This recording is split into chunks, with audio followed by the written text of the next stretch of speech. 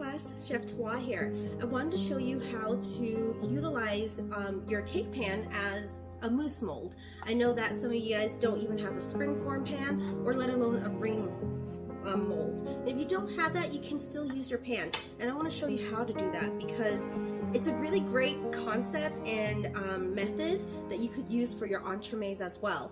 In France, when I was studying, most of all, or I guess pretty much 90% of the time, the entremets that I made were all made with a ring mold, but we built our cake upside down. And so what does that mean, right? I'm going to show you guys what that means. And so basically they would have their ring mold, they would have a saran wrap, they would put it right over and they'll basically tighten it a little bit, and they would just put a little bit of heat to basically cause this to basically tighten up, because you see that's kind of loose still, and they don't want it to be loose at all, otherwise the mousse or the panna cotta filling or whatever filling that they are using ends up coming out, because basically here's their bottom now. So at this point, and this plastic on the bottom just holds all of, you know, the liquid in and the cake in, and sometimes they would do really cool designs on the bottom of the saran wrap and create, like, you know, candied lime or candied zest and do it in a very intricate way, or do like a certain art piece with like fruit, and then they would pour the mousse over it, and when you unmold it, the design is like right on top. And so what they do is they usually have heat of some sort. I have a candle, and so you can see that it's tightened, but there's these little wrinkles right here, right? What happens when you apply a little bit of heat, saran wrap just starts to tighten up. You put it too close, it's gonna melt. So you're just kind of lightly, see what I just did? I got too close and I made a hole. So we're gonna do it again.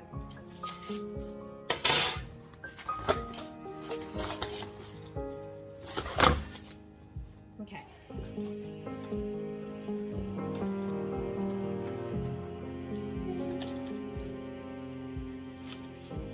The purpose of the heat is just to really tighten it so that it guarantees that the saran wrap stays in place and it tightens up so it doesn't create any type of, you know, ridging like this on the mousse on the finished product. Sometimes you see that, and chefs in France, they are very picky about it. They want it to be as smooth as possible.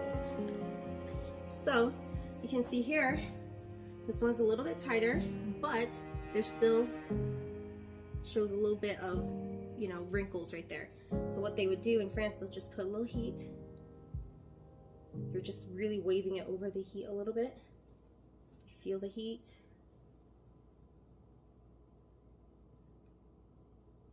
And then when they look at it, it should be just completely clear and tight, no wrinkles anywhere. You can just see how that cleared up just by applying a little bit of heat. And then at this point, they're gonna build a cake. And so this is the same concept of the pan, right? I mean, they basically sealed up the pan, right? And so to do your mousse cake in this, it's gonna be a little bit opposite. So in order to get your mousse to release really nicely, you wanna line your whole entire pan with saran wrap. So here we have the saran wrap, and I'm gonna push it in until it's nice and straight on the bottom, at least touching all the corners, because you want your mousse to just really embrace the shape of the pan.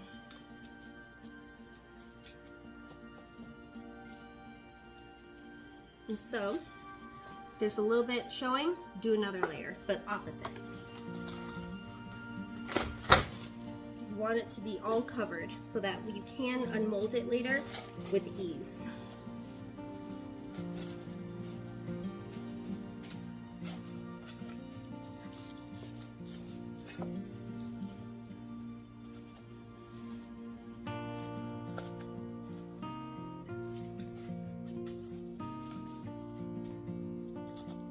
So it's not going to be as smooth as using a ring pan or a spring foam mold. However, it's a really great backup in times when you need it. Okay, so you see I lined it all on the inside. Every single part is covered. And then we're going to fill it with the mousse.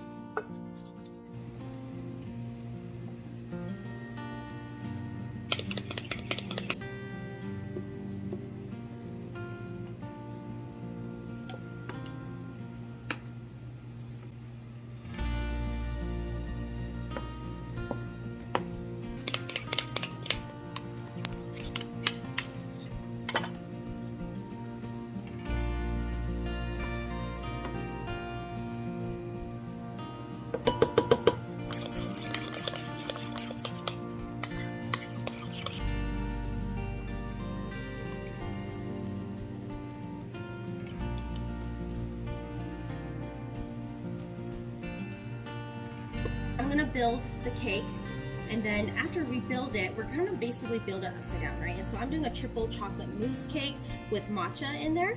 And so as I build it, at the very end, I just need one layer of cake and I'm good, but it looks like I might do,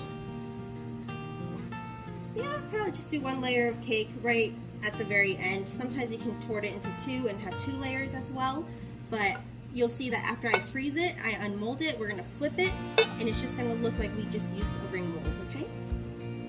My white chocolate matcha mousse, just gonna put it on the bottom really evenly here.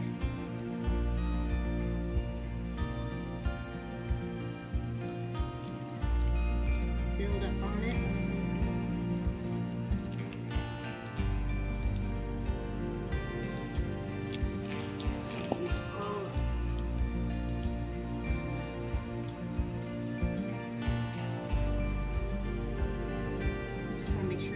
Flushed up against the pastry bag here, or the pan here, but just don't mess with it too much because you don't want that saran wrap to peel off. There we go. The second layer is the milk chocolate, so I'm going to pipe it very evenly, as even as possible, for it to just look just beautiful once you cut into it.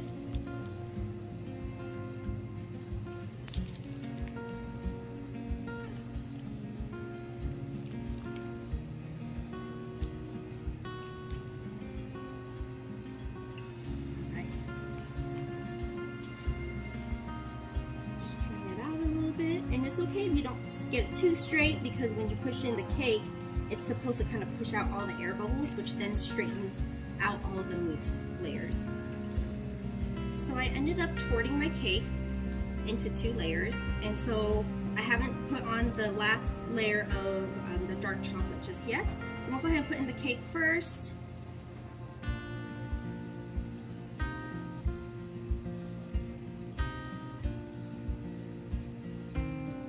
I do have a little bit of space in between right here. It doesn't look like much, but I'm gonna make sure that I get chocolate mousse in between those layers, just so that it can come out very smooth on the sides. Okay, so I let it freeze, so I'm kind of rushing this so I can do the video and send it to you guys as soon as possible in case any of you guys run into this situation. And so, fingers crossed, let's see how it looks. So it looks good, nice and solid. So, usually with the saran wrap, you don't necessarily have to warm it too much because the saran wrap should automatically just release from the pan. When you do it in the ring, you do want to torch it so that it can release, so that it can warm up and melt the chocolate a little bit, so then it can just smooth right off, like, or slide right off. Okay, let's see how it looks. Okay.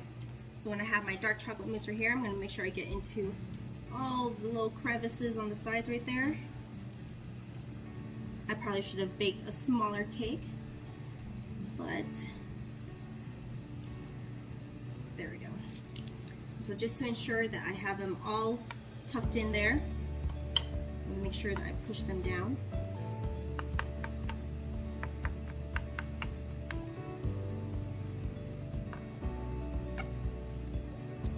Okay. Back to piping. So I do have my last layer. I do want my last layer to fill the bottom right there. So I'm going to hold off on some of that mousse.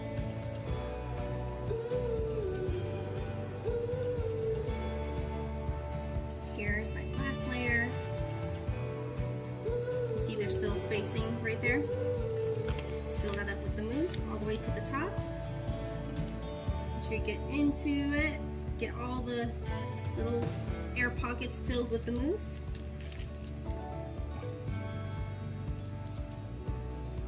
Perfect. And at this point, you can just get any excess amount of mousse pushed outwards, push down.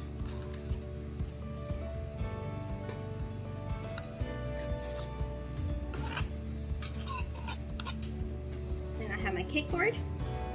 Put it right down the center, and then I'm going to use this, push it down, get as straight as possible. You can see that as I'm pushing down, the mousse is starting to come out. That means it's pushing out all the air, and you definitely want that air to come out because it's going to create a much smoother finished mousse cake.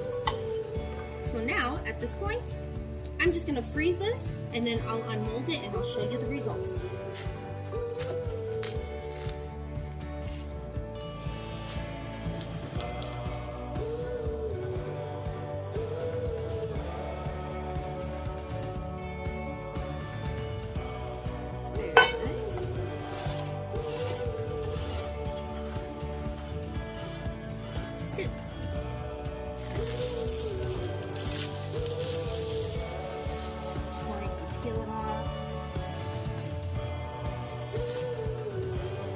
Like I said, it's not as smooth as using a ring mold, but it works when you just only have the regular pans.